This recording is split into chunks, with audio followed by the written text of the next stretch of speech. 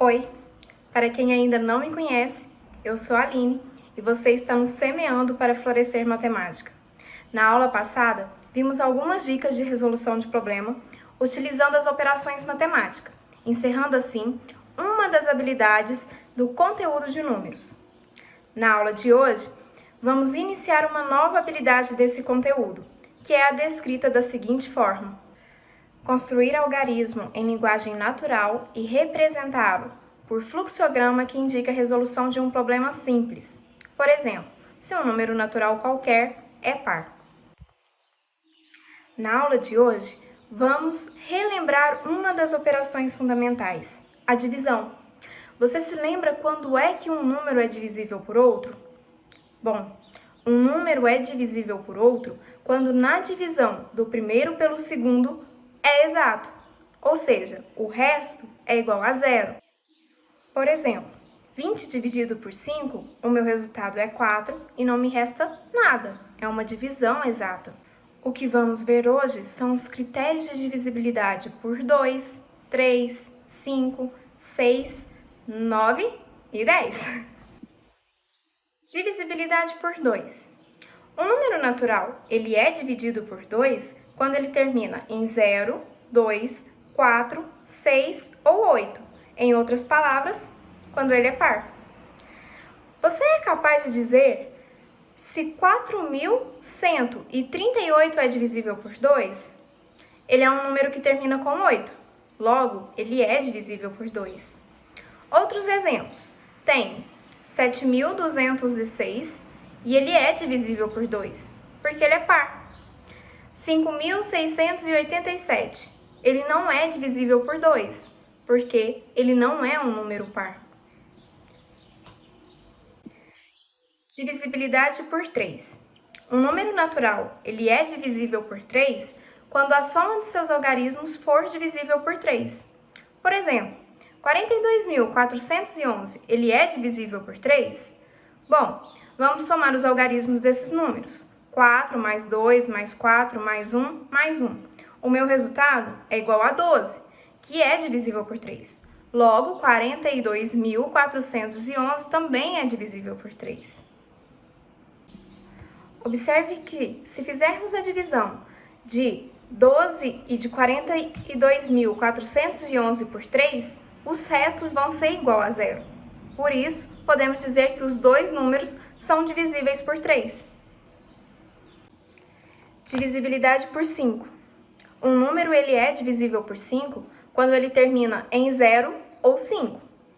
Observe alguns números divisíveis por 5. 0, 5, 10, 15, 20, 25 e assim por diante. É fácil notar que todos terminam com 0 ou com 5, por isso são divisíveis por 5. Vamos dar um exemplo. 72.815 é divisível por 5? Sim, o seu último algarismo é o 5. E o número 82.517, ele é divisível por 5? O seu último algarismo é 7. Logo, ele não é divisível por 5. Divisibilidade por 6.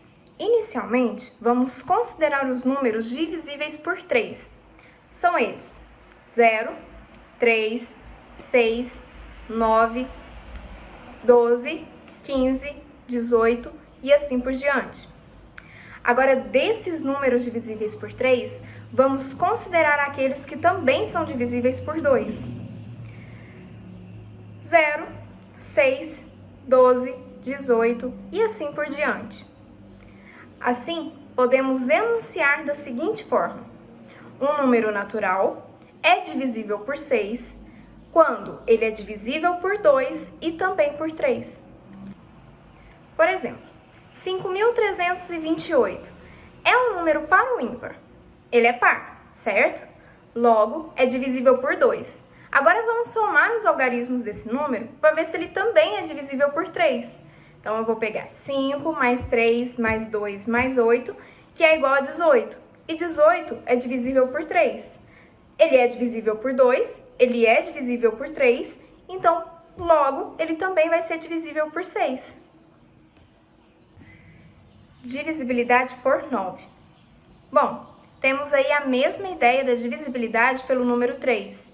Um número natural é divisível por 9 quando a soma de seus algarismos também é divisível por 9. Por exemplo, 6.237 é divisível por 9, então basta somarmos os seus algarismos. 6 mais 2 mais 3 mais 7 é igual a 18. 18, que é um número divisível por 9. Então, esse número também vai ser divisível por 9. Observe novamente que na divisão desses dois números por 9, os restos são iguais a zero. Por isso que eu posso dizer que esses números são divisíveis por 9. Divisibilidade por 10. Um número natural, ele é divisível por 10 quando ele termina em zero. Observe os números divisíveis por 10. 0, 10, 20, 30, 40, 50, 1000, infinitamente aqueles números que são terminados em zero. Por exemplo, 12.380 é divisível por 10. 3.401 não é um número divisível por 10. Aproveitando que estamos falando sobre as divisibilidades, vamos terminar e encerrar a habilidade de hoje falando sobre os números primos. Vocês sabem o que são os números primos?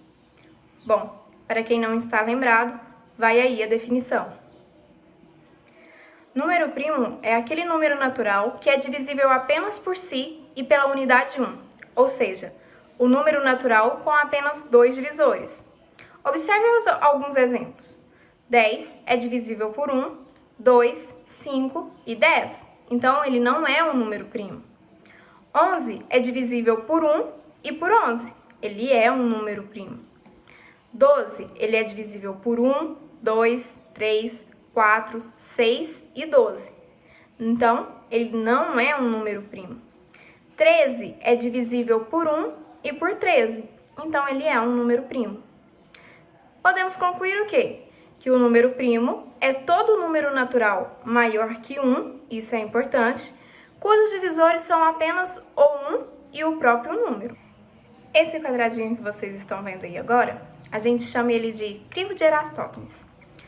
Por exemplo, esse aí a gente quer descobrir os números primos de 1 a 50.